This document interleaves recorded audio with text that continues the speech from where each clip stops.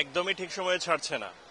একেবারে অন্তত 2 থেকে 3 ঘন্টা দেরি হচ্ছে।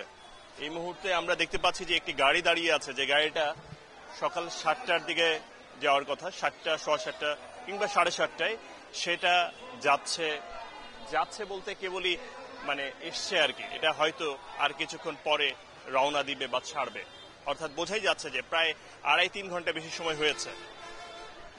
আমরা এখানে দেখতে পাচ্ছি যে অসংখ্য যাত্রী এখানে অবস্থান করছেন, যারা প্রত্যেকেই তাদের তাদের নির্ধারিত সময়ের চেয়ে অন্তত 2 থেকে 3 ঘন্টা বেশি যাচ্ছে। আমরা একজন যাত্রীর সঙ্গে কথা বলবো। আপনি কোথায় যাবেন এবং আপনার যে গাড়ি সেটা কখন আসবে সেটা একটু বলুন। দিনাজপুর যাব, আর আমার গাড়ি 10টায়, এখনো তারা বলতে পারতেছে না গাড়ি কোথায় আছে। আচ্ছা, এমনি টিকিট বা অন্য সমস্যা? টিকিট পেয়েছি। রাস্তার পরিস্থিতি কেমন দেখছেন? প্রচন্ড জ্যাম। ওকে, কথা পরিষ্কার।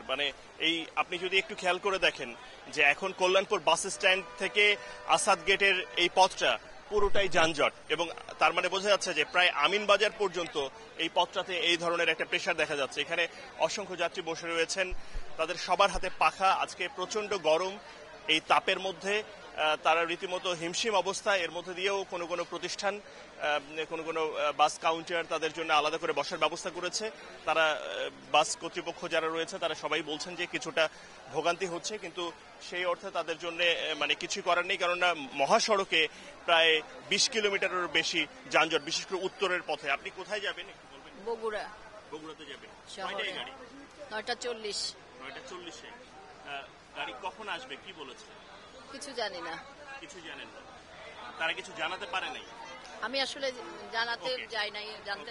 ওকে, পরিস্থিতিটা ঠিক এরকমই। আমরা দেখতে পাচ্ছি যে এখানে অসংখ্য মানুষ বসে রয়েছেন। ঠিক রাস্তার চিত্রটা যদি একটু দেখেন, রাস্তার চিত্রতে আমরা দেখতে পাচ্ছি যে এই পথটাতে আমরা ঈদ যাত্রার কাভারেজ করি বিভিন্ন সময়ে, আমরা অসংখ্য বার কাভারেজ করেছি, কিন্তু এই কল্যাণপুর কিংবা আসাদ গেট, শ্যামলী, এই পথটাতে এত দূরের যানজট আমরা কোনো সময়ই দেখিনি, বিশেষ করে ঈদ যাত্রার এই সময়টাতে। এখানে আমরা অনেককে দেখতে পাচ্ছি যে বসে আছেন। আপনি ঠিক কোথায় যাবেন একটু বলবেন? রংপুর। রংপুরে? হ্যাঁ। রংপুরে যাবেন কখন গাড়ি? 8:45-এ ছিল। 8:45-এ কখন আসবে কি বলেছে? কিছু বলে নেই, বলতেছে আসবে। ওকে, আশায় আছেন, অপেক্ষায় আছেন আপনারা, গাড়ি যাওয়ার অপেক্ষায়। এই যে এই পাশের যে গাড়িটি রয়েছে এবং অন্য যে গাড়িগুলো রয়েছে, এগুলো বেশিরভাগই কিন্তু সকালের আর্লি মর্নিং এর গাড়ি। এগুলো কতক্ষণ নাগাদ ঠিক ছেড়ে যাবে তা জানেন না অনেকেই।